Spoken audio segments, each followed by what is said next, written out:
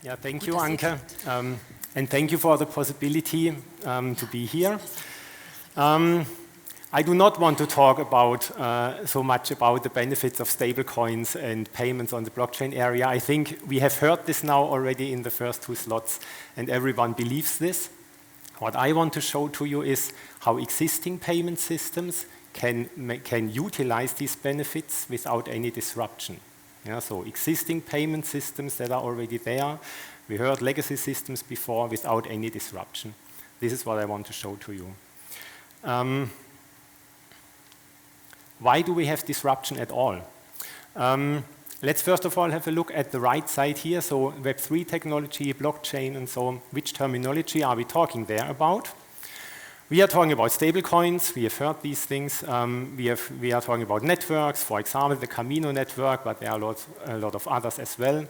We were talking about wallets and custody that manage the ownership of these digital assets. And this is the Web3 world, yeah? And we need to step into this in order to gain the benefits of these stablecoin payments. On the left side, we see the terminology of traditional payment rails. Yeah? So there we are talking about fiat currencies, so US dollar, euro, or whatever. We are talking about bank accounts, banks, and also business partners that we want to pay to, or where we receive money from. And when we now have a look at the traditional traditional systems that manage the traditional payment systems, then these understand very well the left side, of course, but they do not understand the right side.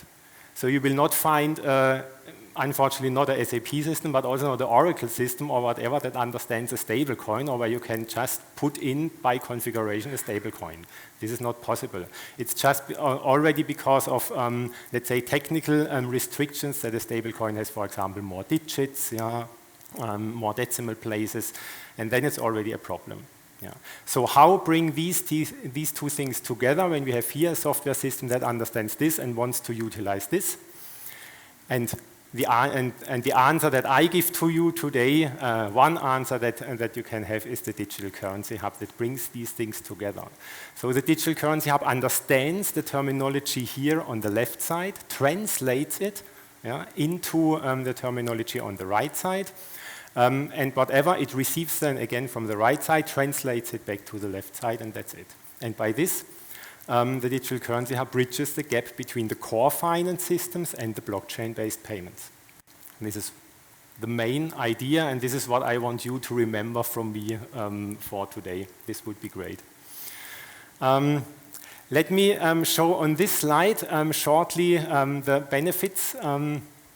On the left side, we see again this what we have all seen. So stablecoins are fast and reliable and cheap, and you can do them 24/7. In addition, the Digital Currency Hub brings to you the benefits on the right side. So we have a full payment automation, yeah, from the existing legacy systems.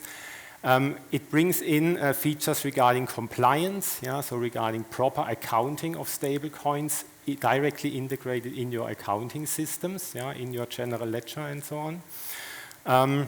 You have the free choice of your custodian, so you are not bound to a dedicated company or so, where your wallet or where your private keys lie, so you have a free choice to do so. And of course, I mean, I as a software architect have to say this, it's easy to set up and only days to go live. But in this case, I think it's really true. Yeah, because it's really, let's say, a small solution where you can configure everything so that it's pretty easy to do so. On this slide, I want to show to you how it works and the main idea behind. Let's first of all skip the things here on the left and go rather to the right side. We see here on the blue box the SAP Digital Currency Hub. And what it understands, yeah. So what it understands is when you get a payment instruction into the Digital Currency Hub, you can do so by using, for example, a standard format, this PAIN 001. This is a standard format that you have in the ISO 20022 thing, what typically all ERP systems or traditional payment systems understand and can create. Yeah. This is just an example. This is also the way how typically banks receive their information. to trigger then payments. So the Digital Currency Hub can understand such a pane 001, which is an instruction of a payment. It can give back the status of such payments in the so-called pane 002 format, which is again understandable by traditional payment systems. And it also creates day-end account statements. So the Digital Currency Hub provides accounts. You have account statements, and by this, the Digital Currency Hub acts just as another bank. Yeah? And this is the second thing that I want you to remember. Yeah? So the Digital Currency Hub just acts as an additional bank.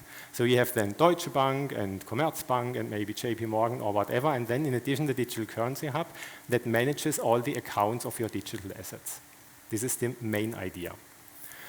On the right side, you see then again the free choice of the custody providers that you can use. So you can choose any custody provider, and they connect then to blockchain networks like, for example, also the Camino network, and all the stablecoins that are there can then be used.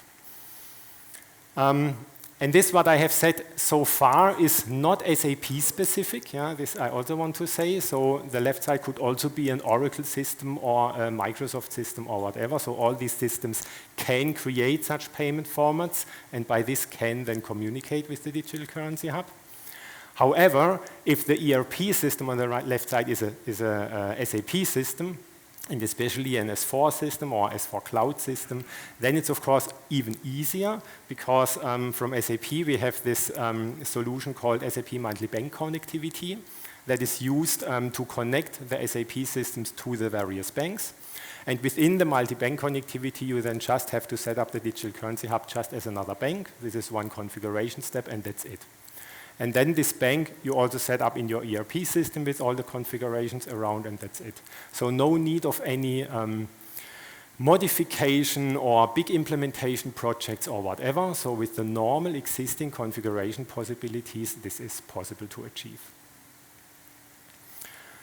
Right.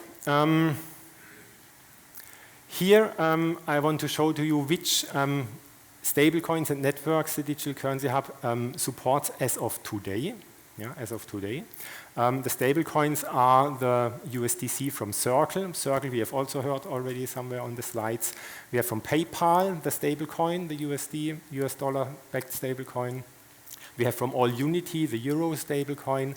And this is now really the most important thing, upon request we can enhance this, of course, with any other ERC20 compatible token. So I'm pretty sure that the ING token there, or this banking consortium thing, we will then also see once it is there, and also others. And we look then there, of course, what are the needs of our customers, and then we will add step by step.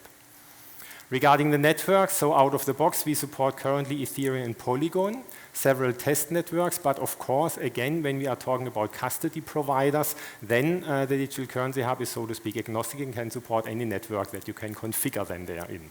Yeah, so this is possible. So you could also, right, already today, configure the Camino network there, and it would work. Yeah, that's right. What I also want to say at this point in time, so the Digital Currency Hub, this is not some kind proof of concept or demo work or whatever. Yeah? So it's a product that is currently already in use by so-called early adoption customers. Yeah? So early adoption customers means that we are tightly monitoring and working together with them. And we are right, and very near in front of us, we have our first general available release. Unfortunately, not now yet, and it will also be a step-by-step approach for country or region by region, but we are really near to this, that we have it then general available, so it's really a software solution, a product that you can buy. Here I want to show this, what I have said. So Digital Currency Hub just acts as another bank. We see here several banks that you see here so this is a screenshot from an S4 system.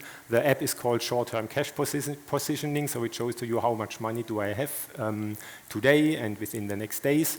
And we see here that the Digital Currency Hub with its accounts just shows here very smoothly in as all the other banks as well. Maybe again something regarding the accounts that the Digital Currency Hub supports or offers.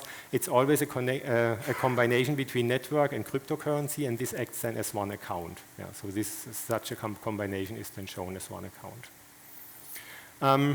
Having said this, I want to conclude with a demo.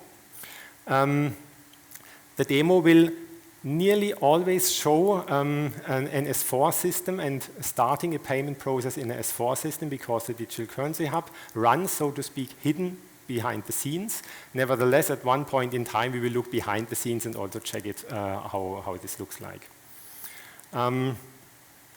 This here is a S4 cloud system from SAP. I want to start with this short-term cash positioning that we already have seen. So as I said, we see here several banks. Here we have the Digital Currency Hub as just another bank, proposing here one, or showing here one account, and we see here then also the balances and whatever, what this account shows. So nicely included into the normal activities. Now I start an invoice, a payment process, and I start here with an invoice. Could also be a booking, as we have heard before. Yeah, so this is here an invoice that came from one business partner that we then want to pay. So we see here the invoicing party. And one thing that is now specific to a S4 system is the so-called payment method. So the payment method is a configuration entity where you can configure based on, let's say, business partners and countries and currencies and so on, from which bank and bank account payments should be done. Yeah. So this is a configuration entity that you can then set up also in order to utilize then payments with stablecoins via the Digital Currency Hub. Okay. So we have now the invoice, and now based on the invoice, we can trigger the payment. Here we see this one invoice item. It's on the very first line. What I do here is now I create a single payment of this. What happens here behind is that a so-called payment run is created. So a payment run is something what you can also schedule daily or hourly or whatever. In this case, it's now a payment run that is there for paying exactly this one invoice.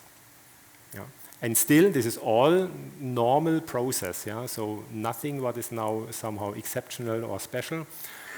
We only have seen this payment method that gives a hint that the Digital Currency Hub plays a role, but that's it. Here we see the payment monitor, again another app that shows to you the status of the payment. We see here the status payment medium created. This means the payment information is now sent to the Digital Currency Hub, and normally we would now just wait here until the Digital Currency Hub did its work, put then the transaction on the blockchain and reported the status back. But now we look behind the scenes. You might see the UI is now a little bit different. This is the Digital Currency Hub, so normally you do not look into it, but you can, of course. So there's also a user interface there. We see the same business partners, we see the same amounts, but in this case we see now stablecoins. So now we see here USDC, for example. Yeah? Before we saw US dollar, now we see USDC. This comes because of the configuration in the Digital Currency Hub. And we also see here the accounts and the account statements that the Digital Currency Hub creates. So when we have a look at this one account here, then we see that all these account statements daily are created. We also see, for example, the format. So you can have here also this XML format, this CAMT053, that every ERP system can understand. And this is, of course, also only just a possibility to download it. Of course, this also works integrated via APIs. Yeah, and as a last step, when we now have a look at monitoring the payments again, before we had the status, yeah, it was sent or a payment medium was created, and now we see here accepted by bank, and that's it. So within a very, very small amount of time, and we are talking here no longer about half a day or whatever, but really about minutes or so, or even less, we see here, okay, it is now accepted, the payment instruction is done, and that's it. Yeah. So really, totally normally integrated into the existing processes of your existing system, you can make use of these stablecoin payments. This is what I wanted to show here. And this is as I said, not proof of concept work and also not demo work. So we have really early adoption customers that use this with productive data, with real money, and PayPal itself is also using it. Ernst & Young, for example, is using it. So it's real business already now behind, and we think that we have here high potential. Having said this, thank you very much for listening to me.